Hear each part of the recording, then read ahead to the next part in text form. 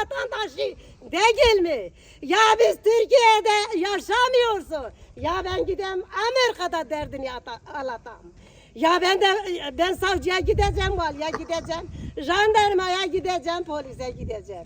Ya Allah için bize yardım edin ya. Utanmadan. Ya görevi yapın ya, herkes görevi yapın ya. Ya Ebru Cansus, Sayın Cumhuriyet Başkanı ilk geldi buraya, dedi benim de bir kızım var. Ya teşekkür ederim, görevi yaptı, kadın görevi yaptı. Hemen eksilik ver. Niye Tunca Sole'yi içeriye atmıyor? Ya senin buna gücün etmiyor. Ben yukarıya sesleniyorum. Allah için benim bir saat Sayın Cumhurbaşkanı ya, Dışişleri Bakanı ya, Adalet Bakanı ya, Allah için. İçişleri Bakanı'na buradan sesleniyorum. Ya bir yarım saat.